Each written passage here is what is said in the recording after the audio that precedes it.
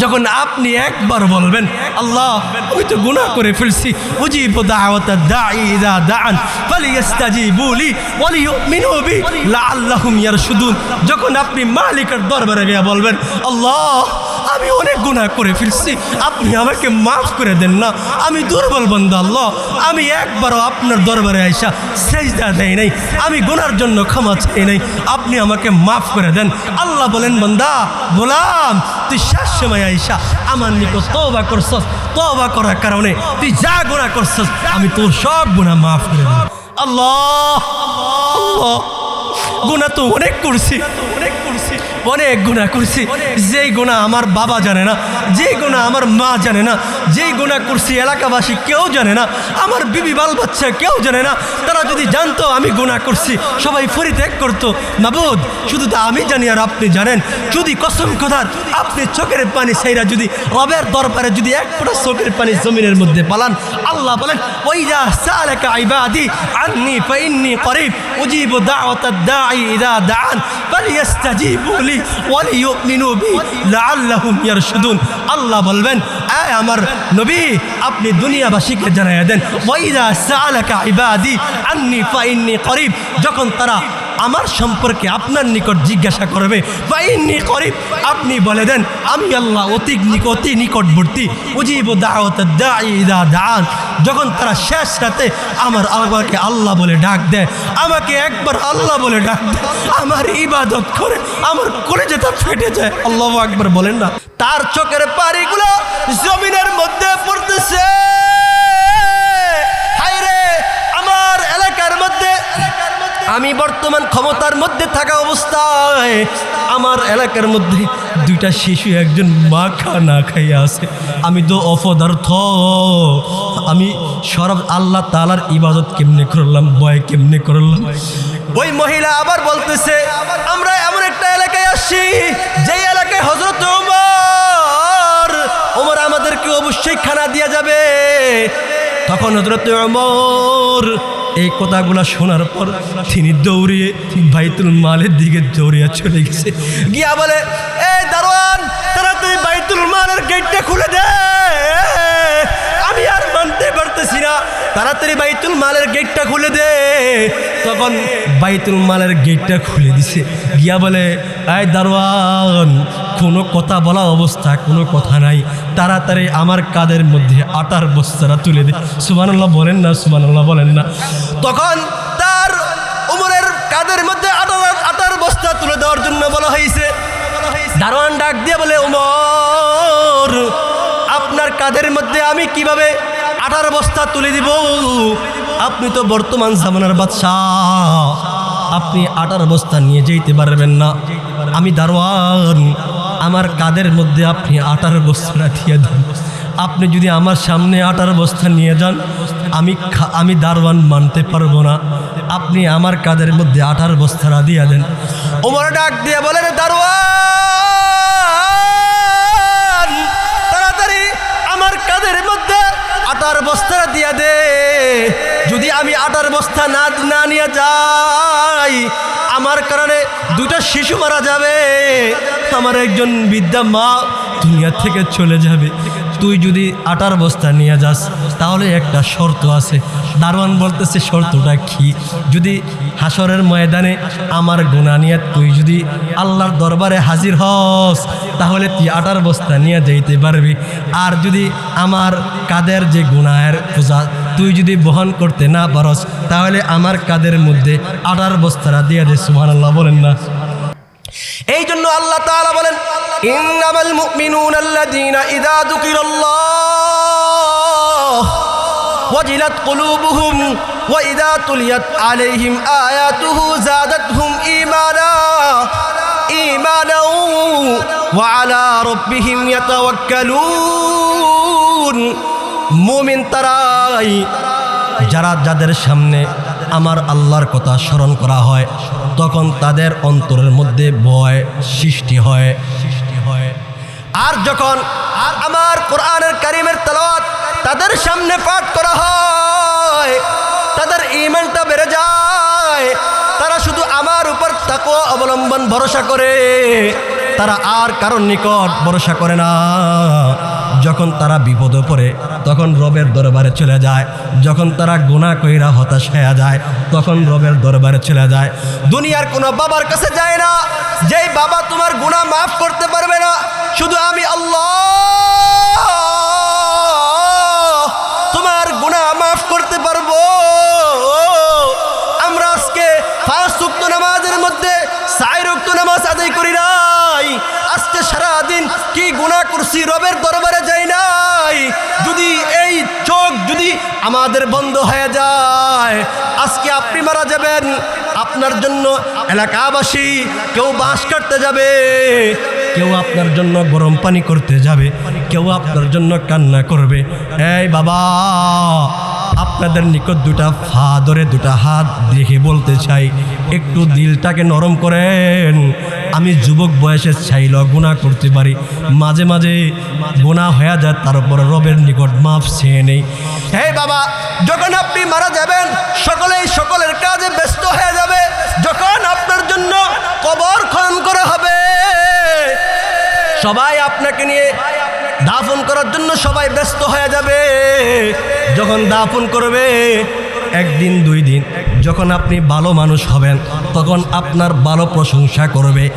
আর যদি আপনি জালেম হয়ে থাকেন, মানুষের উপর অত্যাচার করে থাকেন, যদি মানুষকে আপনি কষ্ট দিয়ে থাকেন, আপনি মানুষের হক আদায় করে না থাকেন, মানুষের টাকা আত্মসাৎ করে ফেলছেন, আপনি সুদ খাইলেন, ঘুষ খাইলেন, তখন মানুষ চায়ের দোকানের মধ্যে গীবত করবে, বলবে অমুক লোকটা অমুক এলাকায় মারা গেছে, কিন্তু সে সুদখোর ছিল, সে খারাপ লোক ছিল। বলবে কি বলবে না? কথা বলেন, বলবে কি বলবে না? এই যুগের মধ্যে সবচেয়ে বেশি গীবত করা হয় চায়ের দোকানে, ঠিক কি ঠিক না? এলাকার মধ্যে সবচেয়ে বেশি গীবত করা হয় চায়ের দোকানে। এ বাবা, যতক্ষণ পারেন চেষ্টা করবেন চায়ের দোকান থেকে দূরে থাকার জন্য, কারণ সবচেয়ে বেশি গুনার কাজ হয় চায়ের দোকানে। এই জন্য রাসূল বর্ণনা করে গেছেন, আহাব্বুল বিলাদি ইলাল্লাহি মাসাজিদুহা ওয়া আবগাদুল বিলাদি ইলাল্লাহি আসওয়াকুহা। সবচেয়ে উত্তম জায়গা হলো মসজিদ, সব থেকে খারাপ জায়গা হলো বাজার।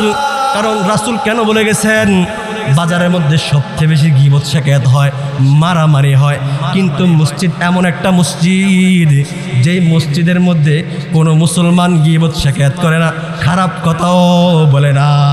ঠিক কি ঠিক না?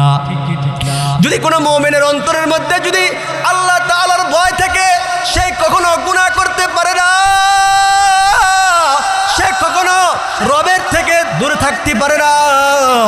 বনি ইসরাইলের সময় একজন জালেম ছিল, ওই জালেমের বাড়ির আশেপাশে একজন মুমিনা মহিলা ছিল।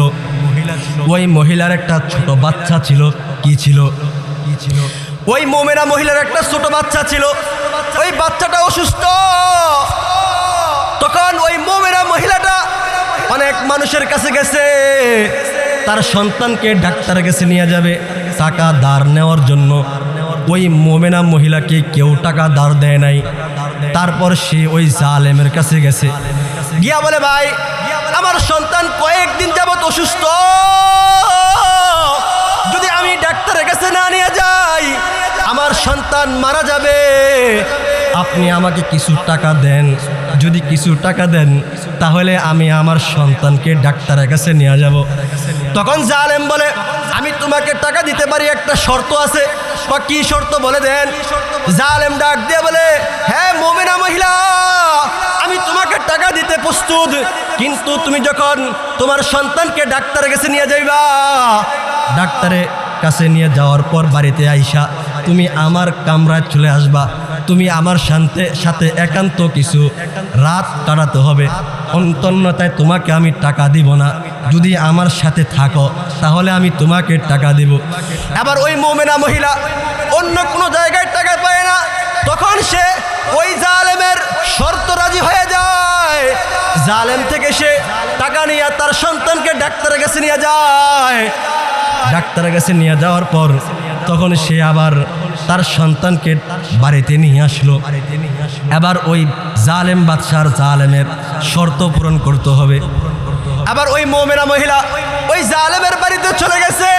এই জালেম, আমি আমার সন্তানকে ডাক্তারের কাছে নিয়ে গেছিলাম, আমাকে কেউ টাকা ধার দেয় না, কিন্তু তুমি আমাকে টাকা ধার দিছো, কিন্তু একটা শর্ত দিছো, যে শর্তটা আমি মানতে রাজি না, তারপরও করতে হয়েছে আমার সন্তানকে সুস্থ করার জন্য। তুমি তোমার মনের খায়েশ পুরো করো। আবার মুমিনা মহিলা তার সব জিনিস খুলে দিছে। একান্ত গোপন রুমের মধ্যে ওই জালেম যখন ওই মহিলার বুকের সিনার উপর উঠছে, ওটার উপর তার ওই যে মহিলাটা আছে তার চোখ দিয়া পানি এগুলা জমিনের মধ্যে বালিশ দিয়া গড়ায় গড়ায় পড়তেছে। আবার জালেম বলতেছে, এই মুমিনা মহিলা, তোমার চোখের মধ্যে কেন পানি? অনেক মহিলারা আছে যারা গুনার কাজে লিপ্ত হইতে চায়, কিন্তু তুমি কেন গুনার কাজে লিপ্ত হও না? তোমার চোখের মধ্যে কেন পানি? ওই মুমিনা মহিলা জালেমের কথার উত্তর দিয়া বলে, এই জালেম, আমি জীবনও কখনো মানুষের সামনে যাই না, আমি কখনো পর্দার খেলাপ করি না রে জালেম, আমি কখনো নামাজ ছাড়ি নাই রে জালেম, আমি কখনো মানুষের টাকা আত্মসাৎ করি নাই রে জালেম, আমি কখনো মানুষের মনে কষ্ট দেই নাই। আমি এই যে বড় হইলাম, কোনো ব্যক্তি, কোনো পুরুষ আমার শরীরের মধ্যে কোনো লোম দেখে নাই, এমনকি আমাকে কেউ, আমার স্বামী ব্যতীত কেউ স্পর্শ করে নাই। আই জালেম, আজকে আমার সন্তানকে বাঁচার জন্য তোর থেকে টাকা নিছিল, এই জন্য তোর শর্ত পূরণ করার জন্য চলে আসছি। আবার জালেমের অন্তরের মধ্যে, তার অন্তরের মধ্যে ভয় কম্পন হয়ে গেছে। ইন্নামাল মুমিনুনা আল্লাযীনা ইযা যুকিরাল্লাহ ওয়াজিলাত কুলুবুহুম। তখন এই আয়াতটা ওই জালেমের মনে পড়ে গেছে, হায়রে, জীবনে তো বহুত গুনাহ করছি, জীবনে তো বহুত অন্যায় করছি, জীবনে অনেক টাকা আত্মসাৎ করে খাইছি, এই যে আমি আজকে গুনাহ করতেছি একটা মহিলার সাথে, এই মহিলাটা পর্দাশীল, তার অন্তরটা সাড়া দিছে, তার অন্তরের মধ্যে এমন পরিমাণ রবের বয় ঢুকছে, যেই বয় ঢুকার কারণে সে বেকুল হয়ে গেছে। তখন সে ওই মহিলার সিনা থেকে নিচে নেমে গেছে। সুবহানাল্লাহ বলেন না? আল্লাহু আকবার। ওই জালেম জমিনের মধ্যে দাঁড়ায় গেছে। জালেম ডাক দিয়া বলে, হে আল্লাহর বন্দি মুমিনা মহিলা, আমি জীবনে অনেক গুনাহ করছি, অনেক অন্যায় করছি। এই জালেমা মহিলা, জালেম মহিলা, ওই জালেম বলতেছে ওই মহিলাকে, এই মুমিনা মহিলা, আমি তো অনেক অন্যায় করছি, অনেক গুনাহ করছি, কিন্তু আমি চাই আজকে যখন তোমার সাথে আমি গুনাহ করতে যাইলাম, গুনাহ করতে যাই আমার অন্তরটার মধ্যে কেমন যে একটা কেঁপে উঠলো, ভয় সৃষ্টি হয়ে গেল রবের। এই জন্য রব কাকে কখন হেদায়েত দেয় কেউ জানে না, একমাত্র আল্লাহ জানে। এমন লোক আছে যারা গুনাহ করছে সারা জীবন, একবারও রবের দরবারে সেজদায় পড়ে নাই, সব সময় গুনাহ করছে, সব সময় অন্যায় করছে, কিন্তু শেষ সময় আইসা আল্লাহ তাআলার নিকট তওবা করছে। আল্লাহর নিকট তওবা করার কারণে আল্লাহ বলছেন, এই জালেম, হে গুনাহগার, কারা তোমরা আছো আমার নিকট তওবা করছো, আমার নিকট শেষবার তওবা করার কারণে, আমার নিকট চোখের পানি পালানোর কারণে আমি আল্লাহ তোর সব গুনাহ মাফ করে দিলাম। সুবহানাল্লাহ বলেন না? আল্লাহু আকবার। মানুষ সারা জীবন গুনাহ করে শেষ সময় রবের নিকট একটু চোখের পানি পালাইয়া সে তওবা করে নেয়। আজকে যে এই সংগঠনটা, এই সংগঠনের উদ্দেশ্য মানে মানুষের পাশে দাঁড়ানো, ঠিক কি ঠিক না? সংগঠনের মানুষের উদ্দেশ্য থাকে এই যে একটা সংগঠন, সংগঠনের সবাই একত্র থাকে, বিশেষ করে এই সংগঠনগুলো চালায় যুবকরা, ঠিক কি ঠিক না? যুবকরা চালায় এই সংগঠনগুলা, তাদের একটাই মাকসাদ থাকে, যেই বাড়ির মধ্যে, যেই এলাকার মধ্যে অনেক গরিব মহিলা থাকে, যারা সন্তান নিয়ে বেঁচে আছে, তার স্বামী দুনিয়ার মধ্যে নাই, ডাক্তার দেখানোর জন্য টাকা নাই, সন্তানকে পড়াবে সেই টাকা নাই। কিন্তু এমনও লোক আছে আপনাদের কাছে পুকুরিয়া, যারা মধ্যবিত্ত, মুখে কিছু বলতে পারে না, তাদের ঘরের মধ্যে খাবারও জুটে না, ঠিক না, শুধু লজ্জায় বলতে পারে না। এই জন্য এই সংগঠন মানে রাতের আধারে কাদের মধ্যে চাউলের বস্তা বাড়ি বাড়ি পৌঁছে দেওয়া, যেই ঘরের মধ্যে সন্তান পড়ালেখা খরচ চালাইতে পারে না, তাদের পাশে থাকা। যদি আপনার কারণে একটা এতিম বাচ্চা মানুষ হয়, আলেম হয়, হাফেজ হয়, আল্লাহ ওই হাসরের ময়দানে আপনার সম্পর্কে ফেরেশতারা বলবে, আল্লাহ এই লোক দুনিয়ার মধ্যে কোনো ইবাদত করে নাই, সব সময় গুনাহ করছে, আপনার নাফরমানি করছে। আল্লাহ বলে, এই আমার ফেরেশতারা, দেখ এই বান্দা দুনিয়ার মধ্যে কোনো ভালো কাজ করছে, একটু দেখ। তখন ফেরেশতারা বলবে, আল্লাহ আমরা তো খুঁজে পাই না, সে তো কোনো ভালো কাজ করে নাই, দুনিয়ার মধ্যে সবচেয়ে বেশি গুনাহ করছে এই বান্দা। আল্লাহ আবারও ডাক দিয়া বলে, আমার ফেরেশতারা দেখ, ভালো করে দেখ, এই বান্দা দুনিয়ার মধ্যে ভালো কাজ করছে। তারপর আবার ফেরেশতারা দেখবে, না আল্লাহ এই লোক দুনিয়ার মধ্যে ভালো নেক আমল করে নাই। আল্লাহ বলবে, এ ফেরেশতার দল, জানুনি সে সারা জীবন গুনাহ করেছে, মদের মধ্যে ছিল, খারাপ কাজের মধ্যে ছিল, কিন্তু আমার এই গোলাম, এই বান্দা ওই যে গরিব একটা অসহায় এতিম বাচ্চাকে বছরে মাসে 1000 টাকা দিত, 500 টাকা দিত। এই 500 টাকা পাওয়ার পর, 1000 টাকা পাওয়ার পর এই ছেলেটা কোরআনের হাফেজ হইছে, আলেম হইছে, আমার দিন শিখতে পারছে। এই জন্য এই বান্দার এই টাকার উসিলা আমি তাকে জান্নাতের ব্যবস্থা করে দিলাম। আরো জোরে বলেন না সুবহানাল্লাহ। এই সংগঠন মানে এই সংগঠন মানে সৎ সংগঠন। আপনারা সকলেই সংগঠনের পাশে থাকবেন। সংগঠন যখন মানুষের পাশে দাঁড়ানোর চেষ্টা করে, তখন আপনারা আর্থিক টাকা দিবেন। দেখবেন রমজানের মধ্যে অনেক ঘরের মধ্যে ইফতারি থাকে, কিন্তু অনেক মা ঘরের মধ্যে নাই, বাবা ঘরের মধ্যে নাই, এতিম। আপনি রমজান আসলে আপনি খেজুরের ব্যবস্থা করেন, আপনি আপেলের ব্যবস্থা করেন, বিভিন্ন আপনি কত খাবারের ব্যবস্থা করেন। যারা এতিম, যাদের ঘরের মধ্যে মা নাই, বাবা নাই, তারা তো পানিও পায় না, শুধু পানি খায়া থাকে। শরবত কেনার জন্য সেই টাকা নাই, ট্যাঙ্ক কেনার জন্য, চিনি কেনার জন্য সেই টাকা নাই। এমনও লোক আছে আপনাদের কাছে পুকুরিয়া, দেখবেন রমজান মাস আসলে তারা ট্যাঙ্ক কিনতে টাকা পায় না, শুধু পানি দিয়েই তারা ইফতারি করে। আসে কি আসে না? অনেক আছে।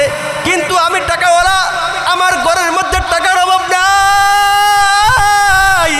আমি অনেক 10 আইটেম 15 আইটেম নিয়ে ইফতারি করি, কিন্তু আমার ঘরের পাশে একজন গরিব মহিলা, তার স্বামী দুনিয়ার মধ্যে নাই, ইফতারি করার জন্য টাকা নাই। এই সংগঠনের মাধ্যমে ঘরে ঘরে ইফতারে পৌঁছে দেয়, ঠিক কি ঠিক না? যেমনটা হযরত ওমর করেছিলেন, আধ্যাত্মিক জগতের সম্রাট হযরত ওমর। আরে আমাদের সাহাবীরা যখন আল্লাহ তাআলাকে কি পরিমাণ ভয় করত, তারা যখন শাসন করেছিল, তারা জান্নাতের টিকিট পাওয়ার পরও আল্লাহ তাআলাকে ভয় করত। হযরতে আবু বকর, হযরতে ওমর, হযরতে ওসমান, হযরতে আলী, এই 4 জন সাহাবী দুনিয়াতে থাকা অবস্থায় জান্নাতের টিকিট পেয়ে ফেলছে। সুবহানাল্লাহ বলেন না? সারা জান্নাতের টিকিট পাওয়ার পরও আল্লাহ তাআলাকে সবচেয়ে বেশি ভয় করত। একদিন আবু বকর সে মসজিদে নববীর মধ্যে কান্না করতেছে নামাজরত অবস্থায়। নামাজ শেষ করার পর আল্লাহর রাসূল আবু বকরকে জিজ্ঞাসা করলেন, আবু বকর তুমি কেন নামাজে দাঁড়ায় দাঁড়ায় কান্না করো? আবু বকর তোমার কান্না দেখে আমার চোখ দিয়ে পানি পড়তেছে, তুমি কেন কান্না করো? আবু বকর ডাক দিয়ে বলে, ইয়া রাসূলুল্লাহ,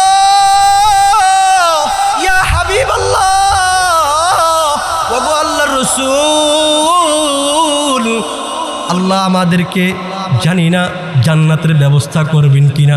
টিকিট পাইছে তারপরও ভয় অন্তরের মধ্যে, যদি আমাদের টিকিটটা ক্যান্সেল করে ফেলে। আরে আল্লাহ রসুল, আপনি তো বলছেন কবরের মধ্যে সবচেয়ে বেশি ভয়ঙ্কর, যে কবর পার করতে পারবে সে জান্নাতি।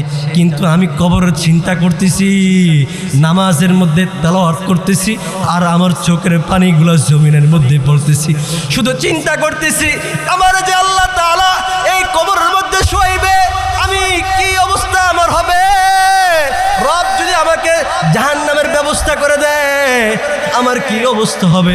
বাবারে, সাহাবীরা এত পরিমাণ টেনশনে ছিল। আমরা রাসূলের উম্মত হয়ে কি করতেছি, সারাদিন গান বাজনা শুনতেছি। ও হে যুবক, সারাদিন তুমি গান শুনতেছো, সারাদিন তুমি নারী নিয়ে পড়ে আছো, একবার কি চিন্তা করো নাই অনেক যুবকরা তোমার সামনে রোড অ্যাক্সিডেন্ট করে মারা যায়, অনেক সন্তানেরা কতভাবে মারা যায়। আজকে যুবক মারা যায়, এলাকায় সরা যায়, অমুক যুবকটা টকবগে যুবকটা দুনিয়া থেকে চলে গেছে। হয়তো তোমার পরে ওই যুবকের পরে তোমার সিরিয়াল তো আসতে পারে। এই জন্য আল্লাহ তাআলার ভয় অন্তরের মধ্যে পয়দা করা। যে কথাটা বলতেছিলাম, হযরত ওমর এই সংগঠন যেমনে আটার বস্তা চালের বস্তা মানুষের ঘরে ঘরে পৌঁছে দিত, হযরত ওমর দিনের বেলা তিনি তার কাজ করতেন, রাতের বেলা তিনি বের হয়ে যাইতেন। কার কি প্রয়োজন, তিনি প্রয়োজন মেটানোর জন্য বের হয়ে যাইতেন। একদিন তিনি রাতের বেলা বের হয়েছেন, বের হওয়ার সাথে সাথে তিনি একটা মরুভূমির সামনে গেছে।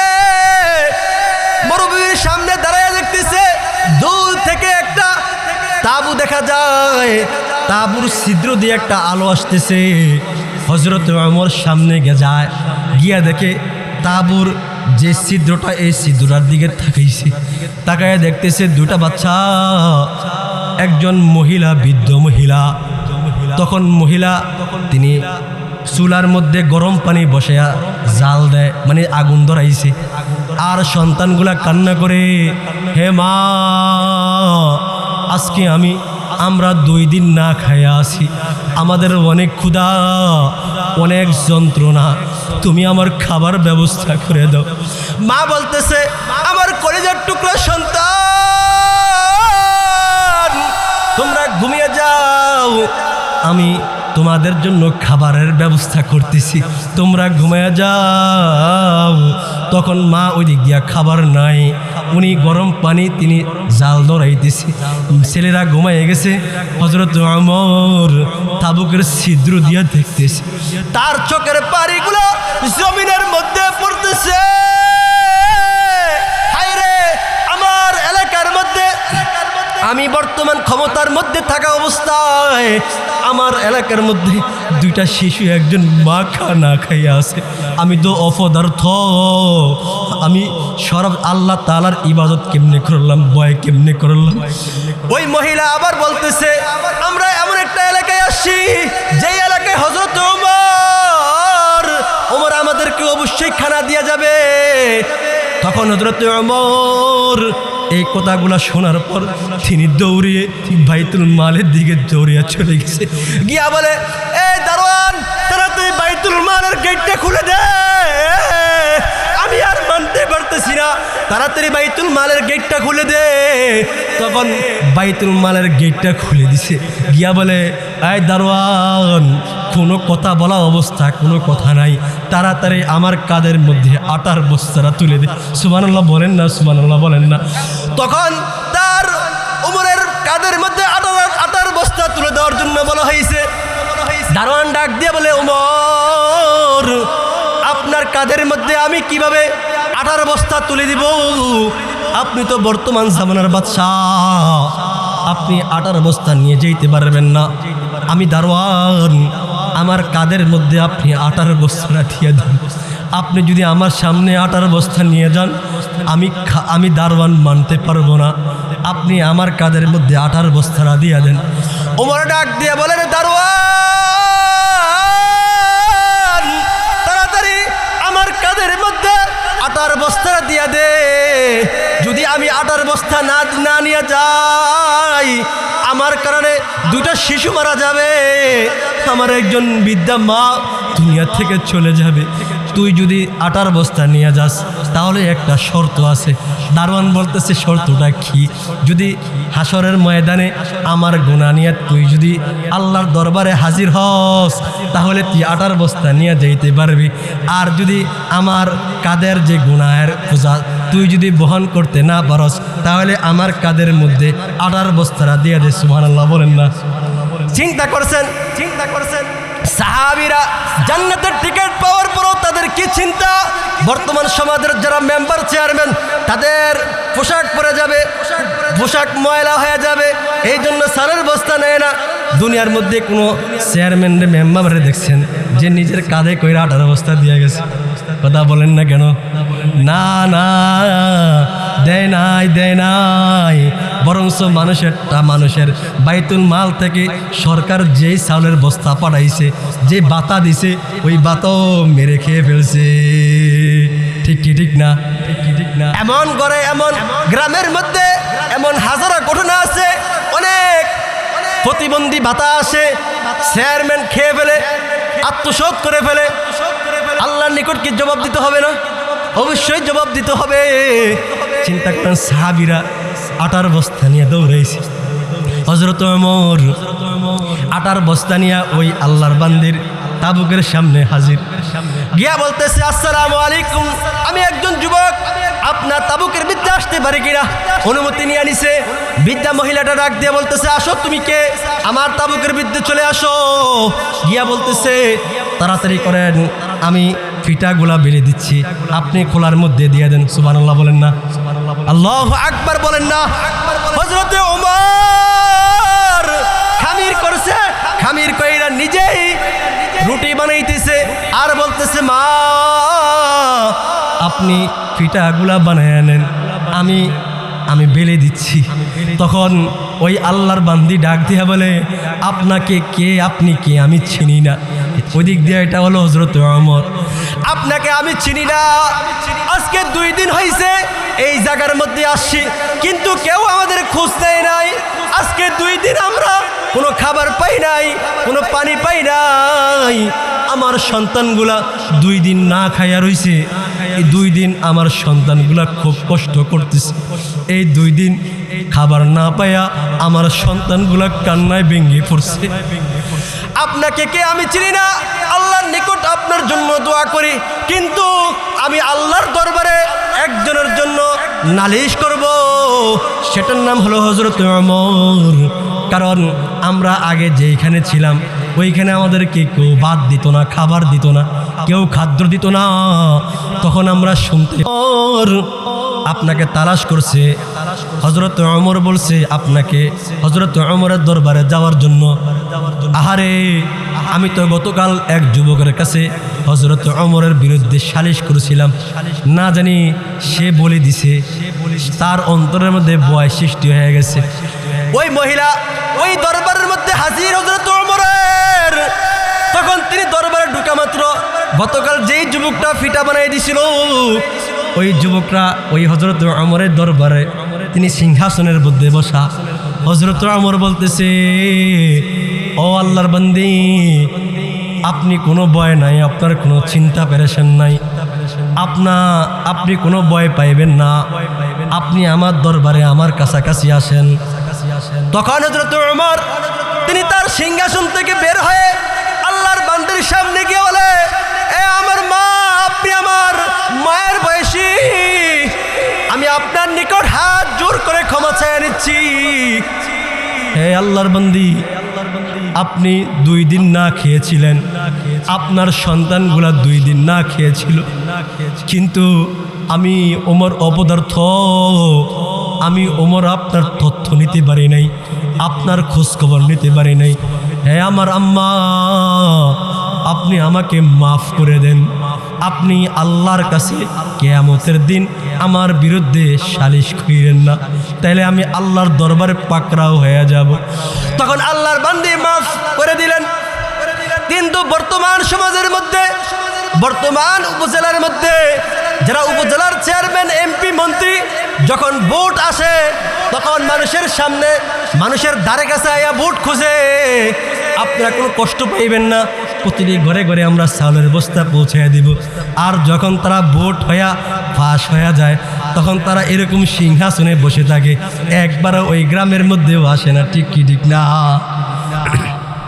এলাকার মধ্যে মানুষ রাস্তা দিয়ে হাঁটতে পারে না, মসজিদে যাইতে পারে না, কোথাও যাইতে পারে না, কোথাও যাইতে পারে না।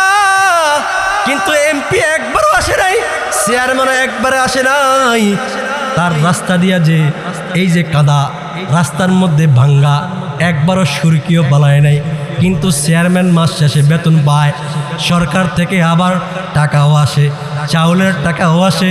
আমার মনে হয় এই সংগঠন আর প্রতিটা গ্রামের চেয়ারম্যান যদি সৎ থাকে, ওই গ্রামের মধ্যে কখনো গরিব থাকবে না।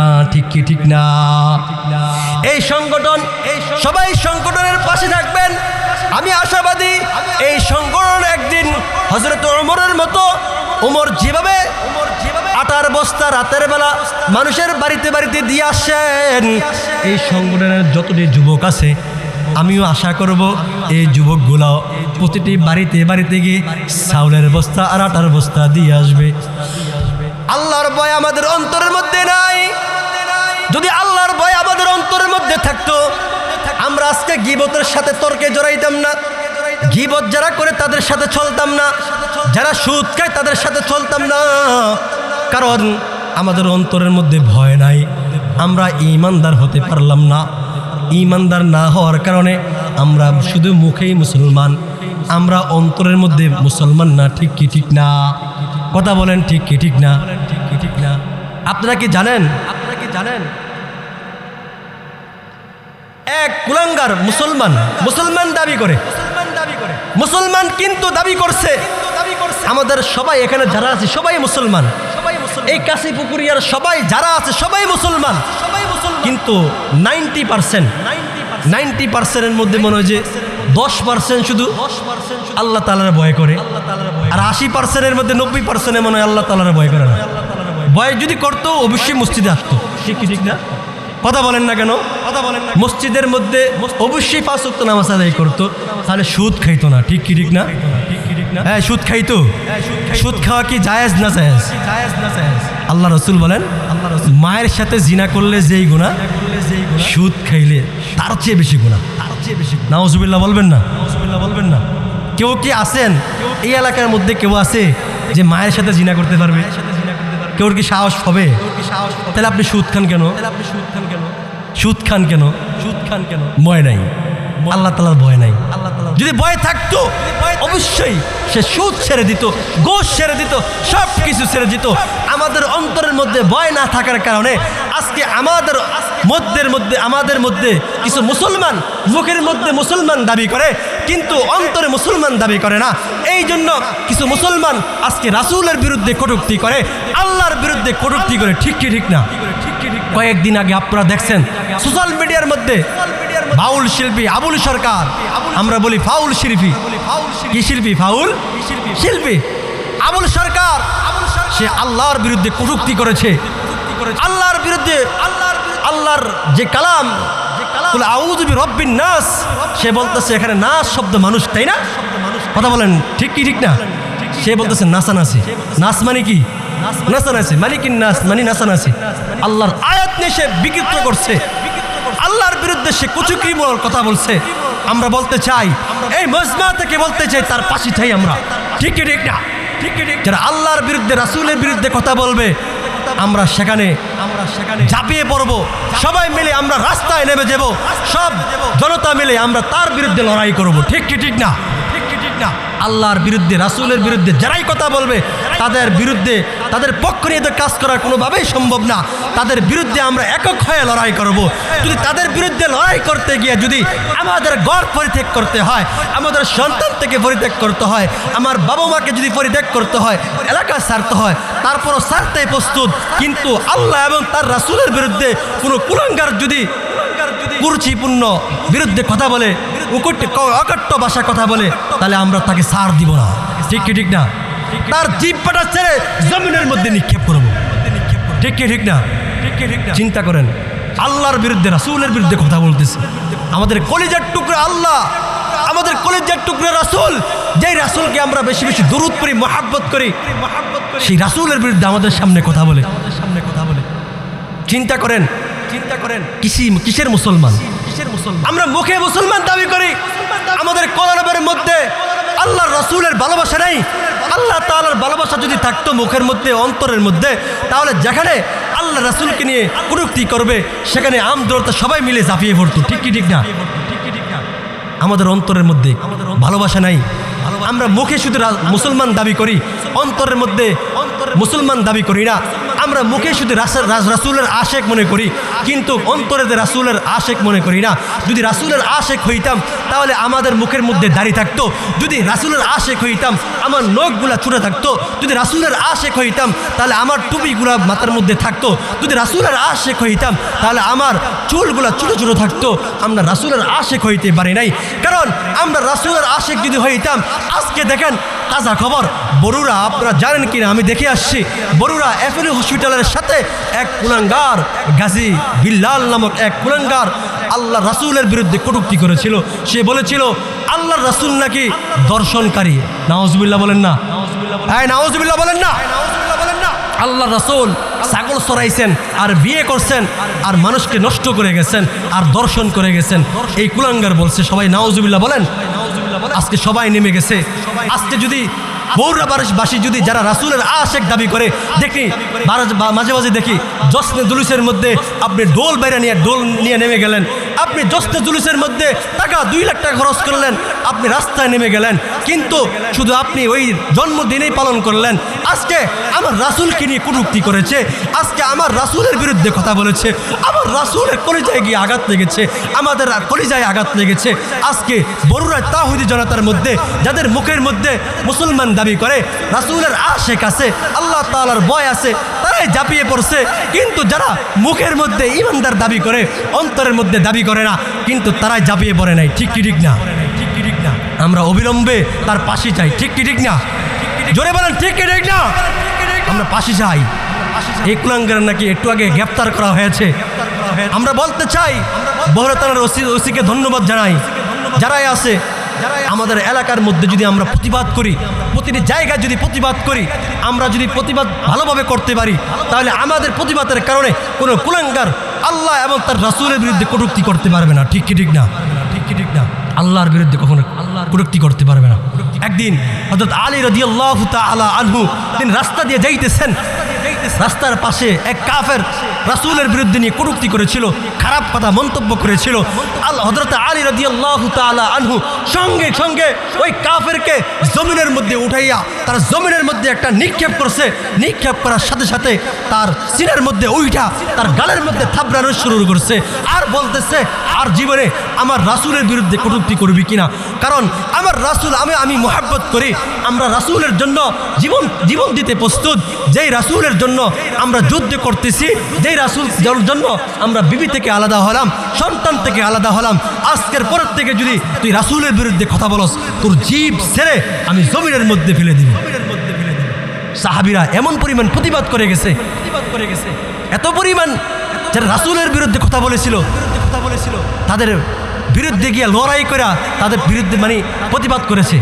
আর আমরা কেমন রাসূলের আশেক? কিসের আশেক? আমরা শুধু মুখে শুধু আশেক দাবি করি, মুখে শুধু আশেক দাবি করি, কিন্তু আমরা কলবের থেকে আশেক দাবি করি না। রাসূলের আশেক কিসের আশেক? আমরা রাসূলের পরিপূর্ণভাবে হক আদায় করা চাই। শুধু সারাদিন আপনি রাসূলের সব কিছু করলেন, রাসূলের ভালোবাসলেন, কিন্তু আপনি রাসূলের জন্য জান দিতে পারলেন না। যেই জায়গায় বরুড়ার মতো ওলামাই থাকতে, আলে ওলামা থাকতে, যেই জায়গায় আমার রাসূলের বিরুদ্ধে কটূক্তি করতে পারে, আমার রাসূলকে নিয়ে গালামন্দ করতে পারে, সেই জায়গাটার মধ্যে এত পরিমাণ আশেক থাকতে কিভাবে করে বুঝে আসে না। আমরা অবিলম্বে তার পাশে চাই। ঠিক ঠিক না? পাশে চাই আমরা। এই জন্য রাসূলের জন্য সবাই ঝাঁপিয়ে পড়বেন তো ইনশাআল্লাহ। যেখানে অন্যায় দেখবেন সেখানে ঝাঁপিয়ে পড়বেন তো ইনশাআল্লাহ। ভাই, মেরে মোহতারাম ভাইও, সর্বশেষ কথা হলো যে রাসূলের অন্তরের মধ্যে আমাদের যাতে মহাব্বত থাকে, কারণ রাসূলের যদি অনুসরণ করতে পারেন, রাসূলের মুহাব্বত যদি আপনার অন্তরের মধ্যে ফয়দা করতে পারেন, তখন কিয়ামতের ময়দানে আপনি রাসূলের সুপারিশ পাইবেন। সুবহানাল্লাহ বলেন না, আরো জোরে বলেন না সুবহানাল্লাহ। বাংলাদেশের মধ্যে কি যে শুরু হয়ে গেছে, নিজেকে নিজে অনেকে নবীও দাবি করছে না? এমন দাবি করছে না? অনেক অনেক দাবি করছে। যে জায়গাতে উমরের কথা বলছে আল্লাহ রসুল, লাউ কানা বাদি নাবিয়্যান লাকানা উমর, যে আমার পরে যদি কেউ যদি নবী হইতো হযরত উমরকে বানাইতো। কাকে বানাইতো? কথা বলেন না, কাকে বানাইতো? আনা খাতামুন নবী লা নাবিয়্যা বাদি, আমার পরে যদি কেউ নবী হতো তাহলে কে হতো? হযরত উমর হইতো। যেই জায়গায় ওমর নবী হতে পারে নাই, সেই জায়গায় আমাদের মতো কিছু কুলাঙ্গার সে নাকি নবী হয়ে গেছে। নাউজুবিল্লাহ বলবেন না?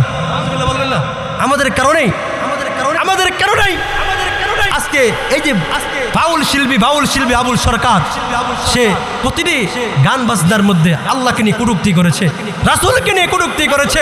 এই বাউল সরকার যদি উচিত শিক্ষা দেয়, তাহলে সামনে কোনো কুলাঙ্গার আমার রাসূলকে নিয়ে কটূক্তি করতে পারবে না।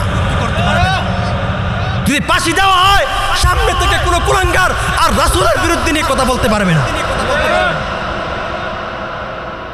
অকুল জা আল হক ওয়া যাকাল বাতিল ইন্নাল বাতিলা কানা যাহুকা, যেখানে হক থাকবে সেখানে বাতিল দূর হয়ে যাবে।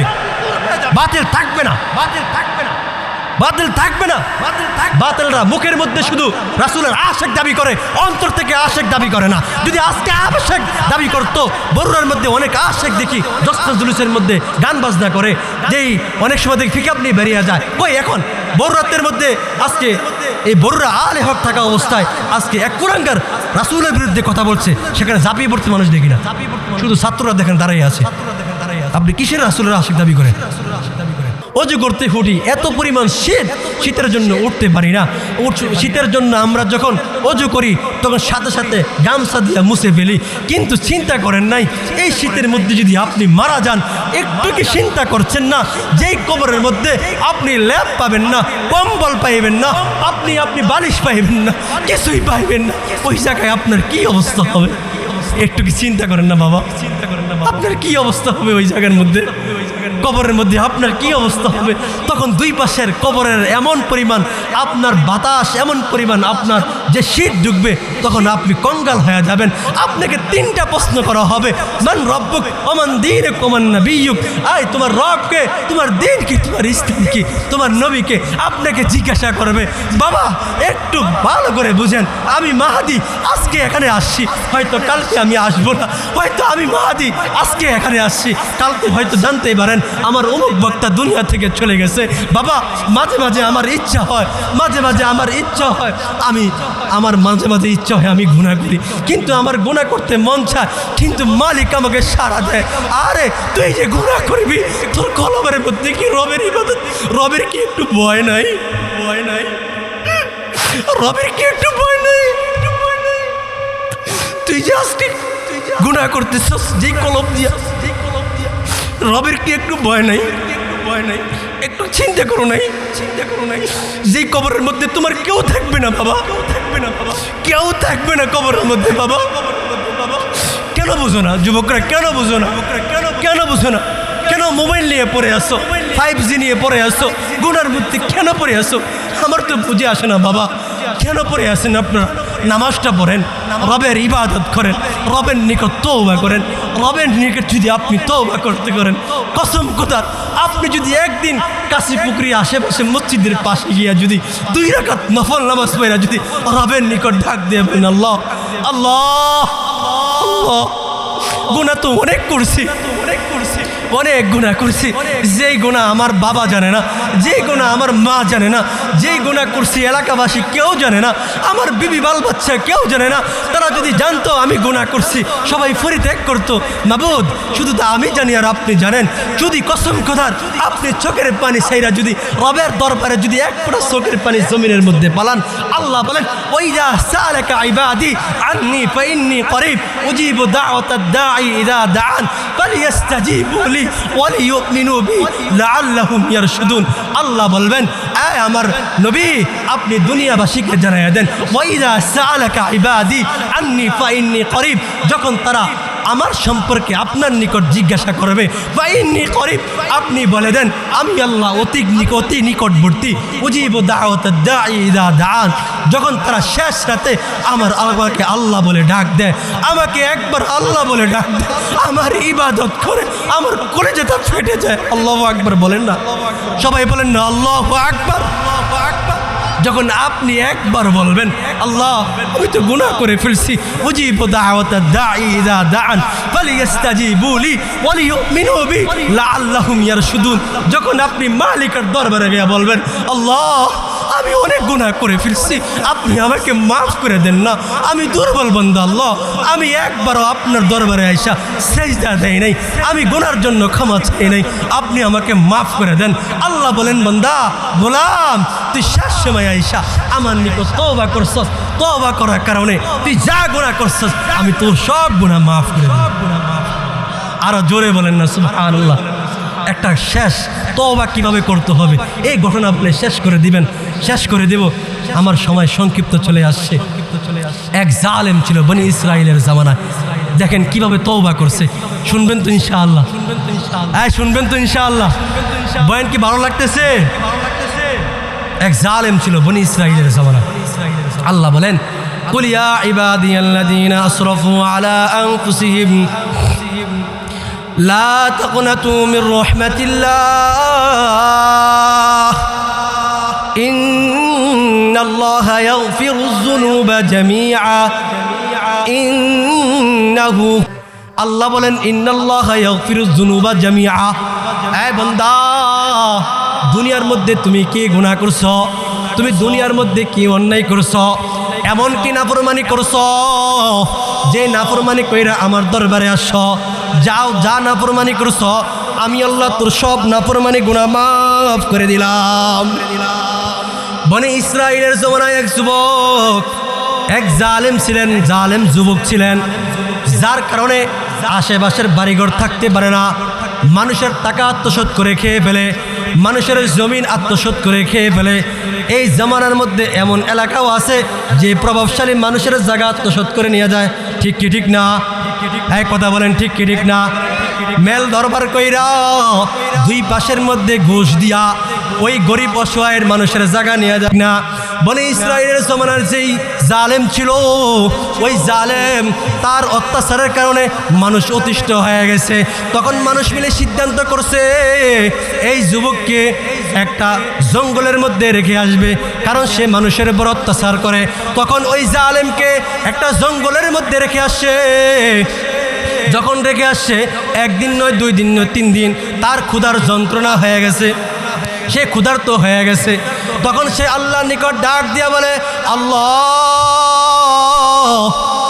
আমি তো অনেক অন্যায় করছি, আমি অনেক নাফরমানি করছি, আমি যেই গুনাহ করছি আমার এলাকাবাসী কেউ জানে না, কিন্তু আমি মানুষের টাকা আত্মসাৎ করে খাইছি, মানুষের জমিন আত্মসাৎ করে খাইছি, মানুষের উপর আমি টর্চার করছি, আল্লাহ আপনি আমাকে মাফ করে দেন। তখন সে আল্লাহ তাআলার নিকট মাফ চেয়ে নিছে। তখন কিছুক্ষণ পর ওই বান্দা, ওই জালেম মরে গেছে, মৃত্যুবরণ করছে। তখন আল্লাহ তাআলা মূসাকে ডাক দিয়া বলে এ আমার মূসা, অমুক জঙ্গলের মধ্যে তুমি চলে যাও, আমার এক বান্দা যে জালেম ছিল দুনিয়ার মধ্যে, কিন্তু সে এখানে মৃত্যুবরণ করে আছে, তার দাফনের ব্যবস্থা করো।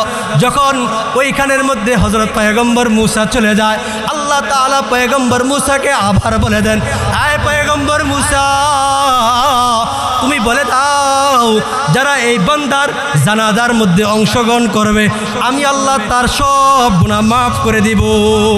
সুবহানাল্লাহ বলেন না, আরো জোরে বলেন না সুবহানাল্লাহ। এবার পয়গম্বর মূসা বনি ইসরাইলের জমানার সকলকে বলে দিছে কে তোমরা কোথায় আসো, আমার এখানে চলে আসো, এবং বলে দিছে যে অমুক বান্দার জানাজার মধ্যে অংশগ্রহণ করলে তোমাদের সকল গুনাহ মাফ হয়ে যাবে। তখন ওই বান্দারা ওই জালেমের সামনে চলে আসছে। পয়গম্বর মূসাকে ডাক দিয়া বলে আয় পয়গম্বর মূসা, এই যে জালেম সে তো ভালো কাজ করে নাই। এই মুসা বনি ইসরাইলের জমানায় আমাদের উপর সে অত্যাচার করত, আমাদের টাকা আত্মসাৎ করে খেয়ে ফেলতো, আমাদের জমিন আত্মসাৎ করে খেয়ে ফেলতো। সে কিভাবে আল্লাহ তাআলার নিকট মাপ চাইল, সে কিভাবে যখন তার জানাজার মধ্যে শরীক হব, আমরা কিভাবে তা আমাদের গুনাহ মাফ করব। তখন পয়গম্বর মুসা আল্লাহকে ডাক দিয়ে বলে, আল্লাহ, বনি ইসরাইলের জমানার লোকরা বলতেছে এই লোক জালেম ছিল, এই লোকের জানাজার মধ্যে শরীক হইলে কিভাবে আমরা গুনাহ মাফ হবে আমাদের, আপনি একটু বলে দেন। আল্লাহ তাআলা পয়গম্বর মুসাকে ডাক দিয়ে বলে, পয়গম্বর মুসা, পয়গম্বর মুসা, তোমাকে আমি বলতেছি এই লোকটা জালেম ছিল, সে মানুষের টাকা আত্মসাৎ করে খাইছে, সব কিছু করে খাইছে, কিন্তু শেষ সময় আইসা আমার দরবারে তওবা করেছে, তওবাতান নাসুহা, আমার নিকট খাঁটি তওবা করেছে। তওবা করার কারণে আমি আল্লাহ তার জীবনের সব গুনাহ মাফ করে দিছি। সুবহানাল্লাহ বলেন না। এবং আমি এলান করে দিছি যে এই জালেমের জানাজার মধ্যে অংশগ্রহণ করবে, আমি আল্লাহ ওই বান্দাদের সমস্ত গুনাহ মাফ করে দিব।